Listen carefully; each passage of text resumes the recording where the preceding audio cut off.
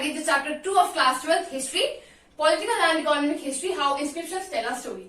ठीक है, तो ये इस चैप्टर का सेकेंड पार्ट है और इस पार्ट में हम थर्ड टॉपिक से स्टार्ट करने वाले हैं जो है एन अर्ली एम्पायर, यानी कि मगध जो कि 16 महाजनपद में सबसे पहले था।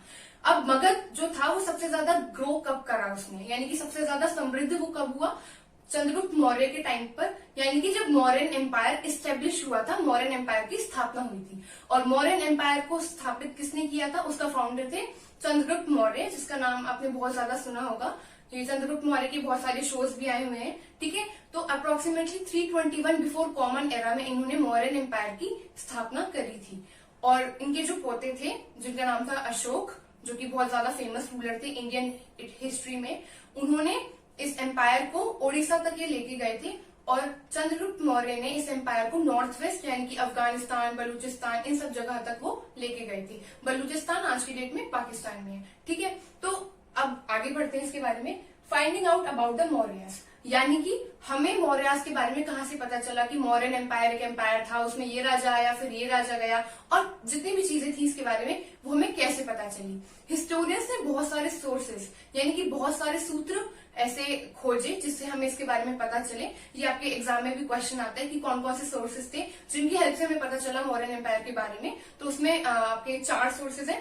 फर्स्ट क्या है, मेगास्थनीज, यानी कि ये क्या था, एक ग्रीक एम्बेसडर था। ग्रीक एम्बेसडर यानी कि एक ग्रीक का राजदूत था जो कि चंद्रगुप्त मौर्य के दरबार में रहता था। तो इसने एक अकाउंट लिखा था। मैंने आपको लास्ट चैप्टर में भी बताया था कि कलिंगम ने चाइनीज ट्रैवलर के अकाउंट यूज करे थे। ऐसा होता था कि कोई भी कहीं दूसरे देश में जाता था, कुछ अलग चीज देखता था, तो उसके बारे में कुछ ना कुछ लिख देते थे, ठीक है। तो वैसे ही हमने मेगास्थनीज के अकाउंट्स यूज करे, जिनकी हेल्प से हमें पता चलता है कि चंद्रगुप्त मौर्य के एम्पायर में जितनी भी चीजें थी, कैसे सारा राजकाज होता था, आगे डिटेल में पढ़ेंगे उसके बारे में। सेकंड सोर्स है अर्थशास्त्र। अर्थशास्त्र का मतलब आज की डेट में होता है इकोनॉमिक्स, बट हम पहले के टाइम की बात करें तो अर्थशास्त्र में क्या क्या इंक्लूड रहता था, जितनी भी पॉलिटिकल स्ट्रैटेजीज होती हैं, राजनीति से रिलेटेड, मिलिट्री स्ट्रैटेजी या मिलिट्री एक्टिविटीज, उन सबको अर्थशास्त्र में काउंट करती थी। तो जो अर्थशास्त्र थी ये किसने लिखी थी, ये लिखी थी चाणक्य ने, जो कि चंद्रगुप्त मौर्य के कोर्ट में एक मतलब उनके दरबार में एक मंत्री थे, और इन्हें कौटिल्य भी कहा जाता है चाणक्य को। तो चंद्रगुप्त मौर्य के अपने कुछ शोज या सीरियल्स वगैरह देखे होंगे। इनके जो टीचर थे उनका नाम था चाणक्य। तो एक स्टोरी सी भी है, थोड़ा बताती हूँ उसके बारे में, कि चाणक्य ने से एक सवाल पूछा चंद्रगुप्त मौर्य ने। जब चंद्रगुप्त मौर्य राजा बन गया तो उन्होंने चाणक्य से ये पूछा कि जब आपको पता था कि मैं राजा बनूंगा या फिर मेरी किस्मत में राजा बनना लिखा हुआ है, तो आपने इतनी सारी मेहनत क्यों करी, इतना सारा संघर्ष क्यों करा मैंने, किस्मत में लिखा हुआ तो सच होता ही है ना। तो फिर चाणक्य ने एक बात कही थी चंद्रगुप्त मौर्य से, वो क्या थी कि हो सकता है कि ये भी लिखा हो किस्मत में कि अगर तुम मेहनत करोगे तो ही तुम्हें राज्य मिलेगा या तो ही तुम राजा बनोगे, ठीक है। तो ये जस्ट इंसिडेंट टाइप था। आगे बढ़ते हैं। थर्ड सोर्स क्या था, वो है जितने भी बुद्धिस्ट के टेक्स्ट होते हैं और जितने भी पुरानिक टेक्स्ट हैं, उन सब में भी चंद्रगुप्त मौर्य के बारे में और उसके एम्पायर के बारे में डिस्क्रिप्शंस मिलते हैं, ठीक है। मतलब बुद्धिस्ट वगैरह ने भी इस एम्पायर के बारे में बहुत कुछ लिखा हुआ है, ठीक है। और फोर्थ और सबसे इंपॉर्टेंट सोर्स जो माना जाता है वो क्या है, अशोका के इंस्क्रिप्शंस। अशोका जो कि बहुत पॉपुलर रूलर थे, चंद्रगुप्त मौर्य के पोते थे, उन्होंने इंस्क्रिप्शंस लिखे थे। इंस्क्रिप्शंस के बारे में बताया था, जितने भी पत्थर वगैरह थे, नेचुरल पिलर्स वगैरह थी, पॉलिश्ड पिलर्स, उन सब पर उन्होंने बहुत कुछ लिखा था। और जितने भी मैंने बताया था अशोका के जितने भी इंस्क्रिप्शंस मिलते हैं वो मिलते हैं प्राकृत लैंग्वेज में, ठीक है। प्राकृत लैंग्वेज इंस्क्रिप्शंस लिखने के लिए यूज करी जाती थी, जो कि ब्राह्मी स्क्रिप्ट से इमर्ज हुई है। और नॉर्थ वेस्ट की साइड में इंस्क्रिप्शंस लिखने के लिए कौन सी लैंग्वेज यूज होती थी, अरमेक और ग्रीक, जो कि करोष्टी स्क्रिप्ट से बने थे, ठीक है। अभी स्क्रिप्ट क्या होता है, स्क्रिप्ट जैसे कि हमें पता है हिंदी हमारी लैंग्वेज है जो हम बोलते हैं, मतलब मोस्टली लोग, तो ये देवनागरी स्क्रिप्ट से आई है, ठीक है। देवनागरी स्क्रिप्ट मतलब देवनागरी एक लिपि है जिससे बहुत सारी लैंग्वेजेस आई हैं, जैसे कि हिंदी हो गई, छत्तीसगढ़ी हो गई, भोजपुरी हो गई, मतलब बहुत सारी लैंग्वेजेस, ठीक है। तो ये स्क्रिप्ट और लैंग्वेज के बीच में फर्क है। स्क्रिप्ट से लैंग्वेज इमर्ज होती है, एक तरीके से लैंग्वेज का जन्म होता है, ठीक है। तो जितना भी हमें अशोका के इंस्क्रिप्शंस के थ्रू पता चला, अशोका ने अपने इंस्क्रिप्शंस में क्या बताया हुआ था, ठीक है। उन्होंने एक मैसेज को, एक मतलब उनका संदेश था जिसका बहुत प्रचार प्रसार करा, वो क्या था, वो था धम्म। धम्म का मतलब क्या होता है, ये एक तरीके से अशोका के कुछ सिद्धांत थे, कुछ उनके प्रिंसिपल्स थे। और वो क्या क्या थे कि बड़ों की रिस्पेक्ट करना, उनके मतलब उनके लिए आदर सत्कार दिखाना, जितने भी ब्राह्मण होते हैं, जितने भी सन्यासी हैं, उनके लिए अपनी रिस्पेक्ट शो करना, और साथ ही साथ जितने भी लोग मतलब तुम्हारे दास हैं, सर्वेंट्स हैं, स्लेव्स हैं, गुलाम हैं, मतलब उनके टुवर्ड उनके लिए काइंड रहना, मतलब बहुत दयालु भाव रखना, ये सारी चीजें, ठीक है। ये सब एक मैसेज था जिसको धम्म का नाम दिया गया था अशोका के द्वारा, और इसी का वो प्रचार प्रसार करते थे।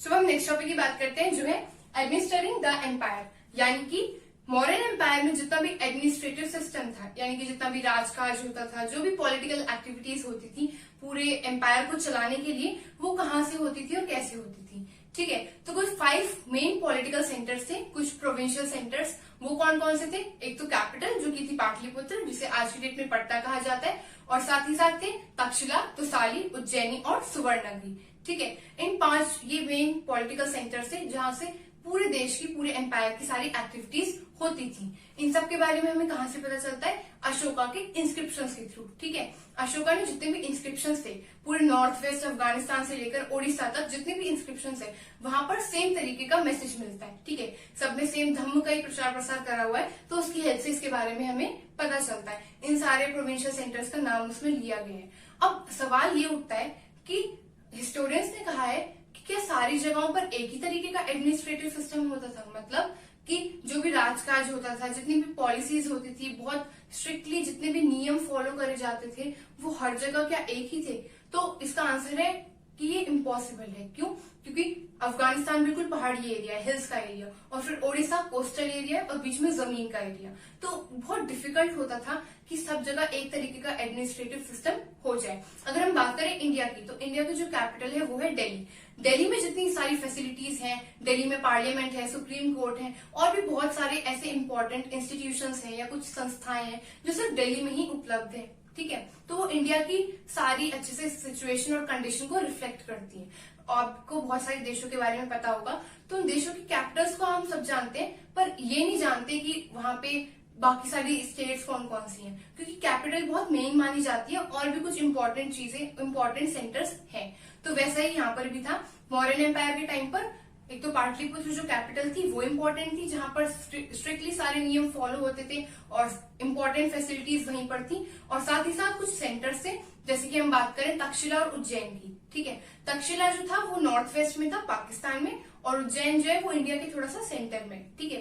तो इन दोनों जगहों पर ये लॉन्ग डिस्टेंस ट्रेड के लिए यूज करे जाते थे, मतलब दूर के देशों के व्यापार के लिए इन दोनों सेंटर्स का यूज होता था। और साथ ही साथ जो हमें मिलता है स्वर्ण नगरी का एग्जाम्पल, स्वर्ण नगरी का मतलब होता है कि सोने के पहाड़, ठीक है। ये सोने की खान थी, साउथ में कर्नाटक साइड थी, इनका भी यूज करा जाता था रिसोर्सेज के लिए। और भी कम्युनिकेशन इस्टेब्लिश करा जाता था। कम्युनिकेशन मतलब देश को चलाने के लिए संपर्क बिठाए जाते थे, जितने भी लैंड रूट्स हैं, जमीन के एरिया, और जितने भी रिवर यानी कि नदियों के आसपास के एरियाज हैं, उन सब जगहों को चलाने के लिए अच्छे से वहां संपर्क अच्छे से बिठाया जाता था। अब संपर्क बिठाने के लिए क्या करा जाता था? जो भी मेन सेंटर्स थे वहां से दूसरी जितनी भी सेंटर्स हैं वहां पर जाने के लिए ट्रैवल करा जाता था, और ट्रैवलिंग के लिए कम से कम हफ्ते तो लग ही जाते थे, ठीक है। अब वहां जा रहे हैं, जो भी जा रहे हैं वहां पर, उसको रेगुलेट करने के लिए या संभालने के लिए उस जगह को, तो उनकी देखरेख के लिए भी कोई चाहिए, उनकी सुरक्षा के लिए भी कोई चाहिए, ठीक है। तो पूरी एक मिलिट्री फोर्स होती थी, जिसके बारे में मेगास्थनीज ने बताया। मेगास्थनीज जो एक ग्रीक एम्बेसडर है, ठीक है, उसने पूरी मिलिट्री की कमेटी बनाई हुई है जिसके बारे में बताया हुआ है। ये एक बहुत इंपॉर्टेंट क्वेश्चन भी है जो आपके एग्जाम में आता है कि मिलिट्री एक्टिविटी कैसे कंट्रोल करी जाती थी अशोक जो किंग है उसके टाइम पर, ठीक है, या फिर मॉडर्न एम्पायर में कैसे सारी मिलिट्री एक्टिविटीज रेगुलेट होती थी। तो मेगास्थनीज ने बताया उसके बारे में। एक मिलिट्री एक्टिविटी जो कमेटी थी उसके अंदर 6 सब कमिटीज थी। इसके अंदर क्या क्या था? नेवी यानी कि जितनी भी नाव सेना है, नाव जितनी भी नदियों का एरिया वहां से ट्रैवल करने के लिए जो भी जगह थी वो थी नाव सेना। साथ में ट्रांसपोर्ट यानी कि यातायात के साधन के लिए जितनी भी व्यवस्थाएं करनी होती थी, जितने भी अरेंजमेंट्स होते थे वो ट्रांसपोर्ट में आते थे, और साथ में खाने पीने की चीजें, फूड वगैरह, ठीक है। 3rd नंबर पे आते थे आपके हॉर्सेस, घोड़े यूज होते थे जाने के लिए कहीं भी। फुट सोल्जर्स यानी कि पैदल सेना। चैरियट्स यानी कि रथ और साथ में एलिफेंट यानी कि हाथी, ये सारी मिलिट्री एक्टिविटी के अंडर आती थी। मिलिट्री की जो कमेटी थी उसके अंडर। और जो ट्रांसपोर्ट और प्रोविजन की जो कमेटी थी, सब कमेटी, इसके अंदर और भी कैटेगरीज थी। क्या थी? बुलक कार्ट्स यानी कि बैलगाड़ी का यूज करना, उनमें सामान भरते थे, फिर सामान दूसरे सेंटर पर ले जाना है, ठीक है, तो बुलक कार्ट्स का यूज होता था। साथ में कुछ सर्वेंट्स वगैरह यूज होते थे। क्यों? सोल्जर्स जितने भी जा रहे हैं उनके खाने पीने की और रहने सहने की व्यवस्था के लिए कुछ सर्वेंट वगैरह यूज करे जाते थे, ठीक है। तो इस तरीके से सब कुछ इतने ऑर्गेनाइज्ड वे में, इतने क्लासिफाई करा हुआ था। तो एक तरीके से ये भी एक बहुत इंपॉर्टेंट फैक्टर माना जाता है कि मौर्यन एम्पायर इतना स्ट्रॉन्ग क्यों था, क्योंकि इसकी मिलिट्री एक्टिविटी बड़े ऑर्गेनाइज्ड वे में थी, ठीक है। और अशोका ने क्या करा था अपने एम्पायर को स्ट्रॉन्ग करने के लिए? धम्म, जिसके बारे में हमने पढ़ा था कि बड़ों का आदर करना, ब्राह्मणों की सेवा वगैरह करना, ठीक है, और काइंड रहना सबसे, ठीक है। अशोका ने इसके बारे में क्या बताया कि ये लाइफ का सिद्धांत होना चाहिए। धम्म जो है ये प्रिंसिपल होना चाहिए जो आपको लाइफ में काम आएगा। लाइफ में कुछ रूल्स फॉलो करने होते हैं तो उसमें से आपको धम्म को फॉलो करना चाहिए। और जो आपके लाइफ आफ्टर डेथ होती है, मतलब मरने के बाद की जो लाइफ है, उसमें भी आपको इस धर्म को फॉलो करना चाहिए। इसके प्रचार प्रसार के लिए, यानी कि इसको अच्छे से फैलाने के लिए अपनी सारी जगहों पर, बिल्कुल अफगानिस्तान से लेकर उड़ीसा तक अच्छे से इसका प्रचार प्रसार करने के लिए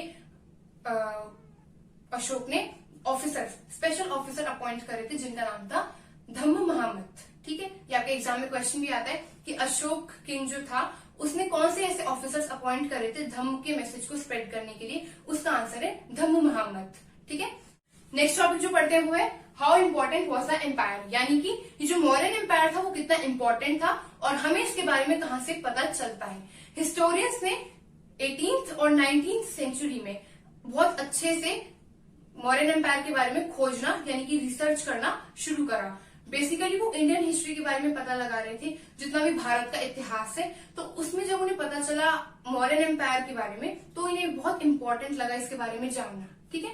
उस टाइम हम ब्रिटिशर्स के अंडर थे, ब्रिटिशर्स की गुलामी कर रहे थे। और ये सारी डेवलपमेंट्स ब्रिटिशर्स के टाइम पर क्यों हुई, मतलब कि जितना भी हमने इतिहास को रिसर्च करना शुरू करा, खोजना शुरू करा, वो ब्रिटिशर्स के टाइम पर क्यों हुआ था, इसका एक रीजन है। वो क्या है कि जब ब्रिटिशर्स यहाँ पर आए, उन्होंने हमारे ऊपर हुकूमत करनी शुरू करी, तब उनके मन में एक सवाल आया कि जिस जगह को हम रूल कर रहे हैं, जहां पर हम अपना राज कर रहे हैं, ये जगह सोने की चिड़िया के नाम से कही जाती थी। तो ऐसा क्या रीजन है, कौन कौन सी ऐसी चीजें थी जिसने इसको सोने की चिड़िया बनाया? तो इसलिए वो पूरा भारत का इतिहास जानना चाहते थे। और तब बहुत सारे इंटरनेशनल आर्कियोलॉजिस्ट थे और इंडिया के भी बहुत सारे हिस्टोरियंस थे और आर्कियोलॉजिस्ट थे जिन्होंने पता लगाना शुरू करा। ये जो जेम्स प्रिंसेप का हमने एग्जांपल पढ़ा है, ये एक इंटरनेशनल आर्कियोलॉजिस्ट थे, ठीक है। और क्योंकि ये मतलब ब्रिटिशर्स ने कुछ अपने आर्कियोलॉजिस्ट, कुछ हिस्टोरियंस लगाए थे खोजने के लिए, ठीक है। तो इसीलिए जेम्स प्रिंसेप जो थे, मतलब एक फॉरेनर सर्च कर रहे थे इंडिया में इन सब चीजों के बारे में, स्क्रिप्ट वगैरह के बारे में, ठीक है। अब अगर हम बात करें मौर्यन एम्पायर की, तो जब मौर्यन एम्पायर की खोज करी गई तो उसमें एक चीज मिली, वो क्या थी? यहाँ के स्कल्पचर्स, यानी कि कुछ मूर्तियां जो कि एक तरीके से बहुत ज्यादा अद्भुत तरीके से बनी हुई थी और एक तरीके की स्पेक्टाकुलर आर्ट थी। इसका मतलब बहुत शानदार यहाँ की सारी कलाकृति बनाई गई थी। तो इसने बहुत एक्साइट करा जानने के लिए कि और क्या है इस किंगडम में, इस एम्पायर में क्या था, कैसे कैसे किसने रूल करा और क्यों ये खत्म हो गया। तो इन सब के बारे में पूरी रिसर्च करी गई। और जब उन्हें पता चला अशोक के इंस्क्रिप्शंस के बारे में और उससे उन्हें धम्म के मैसेज के बारे में भी पता चला। अब क्योंकि उस टाइम पे इंडियंस जो थे वो ब्रिटिशर्स के खिलाफ लड़ाई कर रहे थे कि वो भारत छोड़कर चले जाए, तो एक तरीके से अशोक के जो इंस्क्रिप्शंस थे जिसमें धम्मा के मैसेज लिखे हुए थे, इसने इन्हें इंस्पायर करा यानी कि प्रेरणा दी कि ये इन ऐसे जो ब्रिटिशर्स है उनको भगा पाए हमारे देश से, ठीक है। क्योंकि ब्रिटिशर्स बहुत ज्यादा ऑप्रेसिव थे, बहुत अत्याचार करते थे और अशोक एक बहुत ज्यादा पावरफुल रूलर था। तो उसने इंस्पिरेशन दी कि हम भी अपने पूर्वज जैसे बने एक तरीके से और इन ब्रिटिशर्स को यहाँ से भगा दें। अब बात करें हम मौर्यन एम्पायर की, तो ये कितने साल रहा? मौर्यन एम्पायर कम से कम 150 ईयर्स यानी कि 150 साल तक मौर्यन एम्पायर स्थापित रहा था इंडिया में। अब 150 साल मौर्यन एम्पायर का रहना बड़ी बात नहीं थी, ऐसा हिस्टोरियंस कहते हैं। क्यों? क्योंकि इससे ज्यादा और भी बहुत सारी ऐसी डायनेस्टीज थी, बहुत सारे ऐसे लोग थे जिन्होंने बहुत लंबे टाइम तक राज करा है, पीढ़ी दर पीढ़ी। जैसे बात करें अकबर की और हम ब्रिटिशर्स की बात करें तो वही हमारे ऊपर लगभग 190 साल तक राज करके गए थे, ठीक है। और बहुत सारे अलग अलग एरियाज थे मौर्यन एम्पायर के अंडर, जैसे कि हम बात करें नॉर्थ वेस्ट में बात करें अफगानिस्तान, बलूचिस्तान, ये सारे एरिया थे। इंडिया और यहाँ पे इंडिया के ईस्ट में बात करें तो ओडिशा तक था। तो और सारा पूरा इंडिया मौर्यन एम्पायर के अंडर नहीं था, साउथ में अलग ही तरीके का रूल था। साउथ में बहुत सारे अलग अलग किंगडम्स थे, अलग अलग राज्य वहां पर इमर्ज हो रहे थे, जिसके बारे में हम पढ़ने वाले हैं। तो अब हम फोर्थ टॉपिक पढ़ेंगे जो है new notions of kingship, chiefs and kings in south. जैसे कि हमने बात करा था कि मगध मतलब जो मौर्यन एम्पायर था वो पूरा सब कॉन्टिनेंट में नहीं फैला हुआ था, अलग अलग साउथ में बहुत सारे किंगडम्स थे, बहुत सारे राजा थे वहां पर भी, और बहुत सारे चीफडम्स भी थे, ठीक है। तो उनके बारे में अब हम डिस्कस करेंगे। तो चीफ्स जो होते हैं वो क्या थे? चीफ्स होते थे एक तरीके की पावरफुल मैन, यानी कि वो एक शक्तिशाली व्यक्ति होते थे जिनकी जो ये पावर थी वो हेरिडिटरी नहीं होती थी। हेरिडिटरी मतलब कि जरूरी नहीं था कि जिसे कहते हैं ना राजा का बेटा भी राजा और राजा का पिता भी राजा। ये चीज अपनी फैमिली की हेल्प से, अगर उनकी फैमिली स्ट्रांग होती थी, रिच होती थी, तो उसकी हेल्प से चीफ्स की पोजीशन पर आ जाते थे। अब चीफ्स के क्या क्या काम होते थे? पहली बात तो ये कुछ अगर कोई युद्ध होता था तो उसमें लीडर बनते थे, कोई डिस्प्यूट्स वगैरह होते हैं तो उन्हें सुलझाने में हेल्प करते थे, ठीक है। इन सारी एक्टिविटीज में ही हेल्प करते थे। और राजा की तरह टैक्स कलेक्ट नहीं करते थे, पर इनको इनके साथ के लोग, इनके संगी साथी टाइप कुछ गिफ्ट्स वगैरह दे देते थे जिन्हें लोगों में डिस्ट्रीब्यूट करते थे। और जैसे चीफडम्स होते हैं, किंग का किंगडम और चीफ का चीफडम। ये चीफडम क्या होते थे? एक तरीके से ट्राइब से बड़े और स्टेट से छोटे।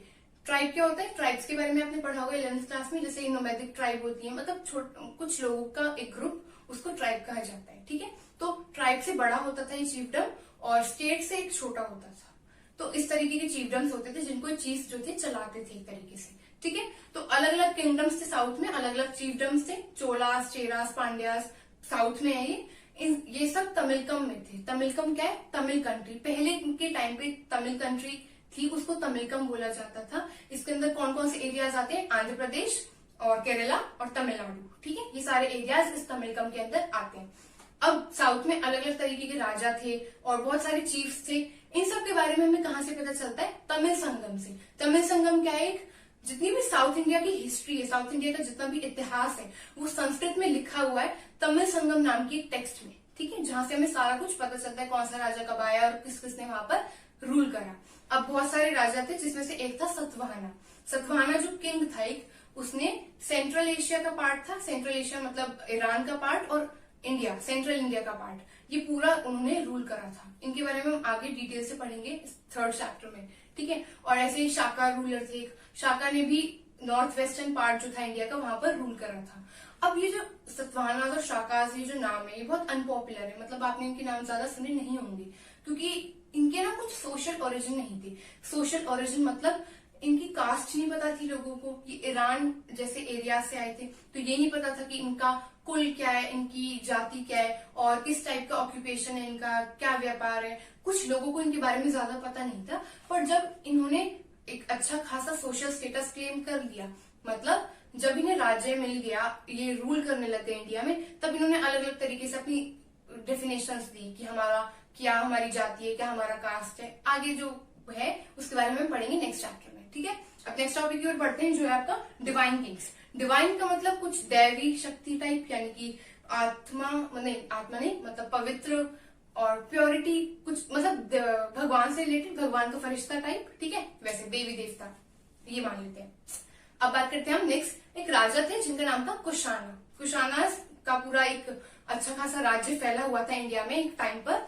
तो कुशाना ने क्या किया था? हाई स्टेटस क्लेम करने के लिए। हाई स्टेटस मतलब कि कुछ राजा ऐसे होते हैं जो अपनी पद को बढ़ाने के लिए क्या करते हैं? अपने आप को कनेक्ट करते हैं भगवानों से, यानी कि हम भगवान की संतान हैं, हम भगवान का रूप है जो आपको यहाँ पर आपके ऊपर राज्य करने आए हैं और आपको आपके पूरे देश को चलाने आए हैं, ठीक है, इस टाइप से। तो कुशानाज ने भी ये ऐसी सारी चीजें करी थी, अपने स्टेटस को भगवान के स्टेटस से जोड़ने की इन्होंने कोशिश करी थी। इसके बारे में हमें कैसे पता चलता है? इनकी कॉइन्स के थ्रू। इनके जो कॉइन्स हैं उनकी इमेज ध्यान से देखो, दिख रहा होगा। ऐसी नहीं कि एक राजा की इमेज है तो उसके 2 हाथ है, पीछे 3-4 हाथ आ रहे हैं, तलवार वगैरह ले रखी है, मतलब पूरा वही भगवान की रूप दिखाना अपने अंदर और लोगों को और अट्रैक्ट करना, ताकि और ज्यादा से ज्यादा लोग, ज्यादा से ज्यादा जगह जो है इनके अंडर आए, इनके कंट्रोल में आ जाए। ठीक है, ये जो कुशानास थे इनके बड़े बड़े स्टैचूज थे। कोलोसल स्टैचूज का मतलब इनके बड़े बड़े स्कल्पचर्स और स्टैचूज बनते थे, बड़ी बड़ी मूर्तियां जो कि ऐसे भगवान टाइप की दिखती थी कि 4-5 हाथ हैं और तलवार वगैरह ले रखी है हाथ में। ठीक है, इसके थ्रू ये अपने आप को भगवान से रिलेट करते थे। और इन्होंने इस टाइप की ये जो इंस्पिरेशन थी, प्रेरणा, ये कहाँ से ली? ये चाइनीज ट्रैवलर से ली। चाइनीज किंग्स, चाइनीज जितने भी थे रूलर्स, उन्होंने क्या करा हुआ था? अपने आप को बोला हुआ था सन ऑफ हेवन, यानी कि स्वर्ग की संतान। ठीक है, और ये जो कुशानास थे इन्होंने भी अपने आप को बोला था देवपुत्र। देवपुत्र मतलब सन ऑफ गॉड, यानी कि भगवान के पुत्र या फिर भगवान की संतान। ठीक है, तो इस तरीके से अपना वही राजकाज बढ़ाने के लिए इन्होंने इस टाइप के टाइटल्स अपने आप को दिए और अपने आप की फिगर को इस तरीके से रिप्रेजेंट करा। ठीक है, आगे बात करते हैं। 4th सेंचुरी में गुप्ता एम्पायर इमर्ज हुआ। गुप्ता एम्पायर के बारे में भी आपने सुना होगा, कुछ शोज या सीरियल्स वगैरह देखा होगा। तो गुप्ता एम्पायर के बारे में क्या हमें पता चलता है कि यहाँ पर सामंत होते थे। सामंत कौन होते थे? कुछ लोकल लोग होते थे जो अपने आप को कैसे मेंटेन करते थे, कुछ रिसोर्सेज उनके हाथ में रहते थे। ठीक है, राजा ने इन सामंत के हाथ में कुछ रिसोर्सेज दिए हुए होते थे, जैसे कि मिलिट्री एक्टिविटी बात करें हम, मिलिट्री जितनी भी होती थी, राजा की सैन्य बल, सैन्य शक्ति जितनी भी होती थी, वो इन सामंत के अंडर रहती थी। सामंत सारा कुछ डिसाइड करते थे और सारा निर्धारित करते थे कि कौन सी सेना रहेगी, कैसी रहेगी। ठीक है, तो एक तरीके से बहुत पावरफुल थे, क्योंकि किसी भी राज्य के लिए, किसी भी रूलर के लिए सबसे ज्यादा इंपॉर्टेंट क्या है? उसके देश की सेना। ठीक है, और वो इन सामंत के हाथ में रहती थी। तो ये सामंत जो होते थे कभी कभी राजा की पोजीशन पे आ जाते थे, मतलब ये राजा की पोजीशन छीनकर खुद राजा बन जाते थे और राजा को उसके पद से गिरा देते थे। ठीक है, और भी हमें बहुत कुछ पता चलता है। जितना भी हमें गुप्ता एम्पायर के बारे में पता चला है वो किससे पता चला है? बहुत सारे इंस्क्रिप्शंस थे, कॉइन्स थे, टेक्स्ट थे और साथ ही साथ कुछ प्रशस्तीज थी। प्रशस्तीज का मतलब क्या होता है? प्रशस्तीज मतलब किसी के गुणगान में कोई चीज हमने कुछ कही हो। ठीक है, प्रेज में किसी को अप्रिशिएट करा हो, तो उसकी तारीफ करने के लिए हमने जो कुछ कहा हो उसको कहते हैं प्रशस्ति। तो गुप्ता एम्पायर की जितनी भी इंफॉर्मेशन मिली है वो हमें इन सारी चीजों से मिली है।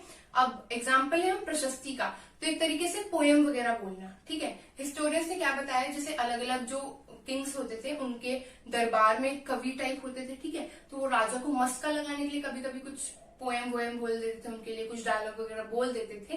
तो उनकी हेल्प से निकाला है बहुत कुछ, मतलब हिस्टोरियंस ने बहुत कुछ इन्फॉर्मेशन उनकी उस पोयम वगैरह से निकालने की कोशिश करी है, पर उसमें कुछ फैक्ट्स नहीं मिलते हमें, मतलब कि कुछ तर्क, लॉजिकल बातें नहीं मिलती। अब कवि तो इमेजिनेशन के आधार पर बोलता है ना बहुत सारी चीजें, कि स्वर्ग से उतरते हुए, आसमान में निकलते हुए, इस टाइप से। तो मतलब बहुत सारी चीजें हैं जो इररिलेवेंट लगती है। इररिलेवेंट मतलब कि उनका कोई आधार नहीं है जिसके बेसिस पे हम कोई इन्फॉर्मेशन निकालें, मतलब मनगढ़ंत कहानियां टाइप बोली हुई है, ये हिस्टोरियंस का कहना है। ठीक है, इसमें हम बात करें तो इलाहाबाद पिलर में जो है, ठीक है, प्रयाग प्रशस्ति पिलर, इसका एग्जाम्पल, ये यहाँ पर ये जो इंस्क्रिप्शन यहाँ पर लिखी हुई है इस पिलर पर, यहाँ पर ये किसने लिखी है? हरिसेन ने, जो कि एक कोर्ट पोएट थे, यानी कि एक दरबार में कवि थे। किसके दरबार में?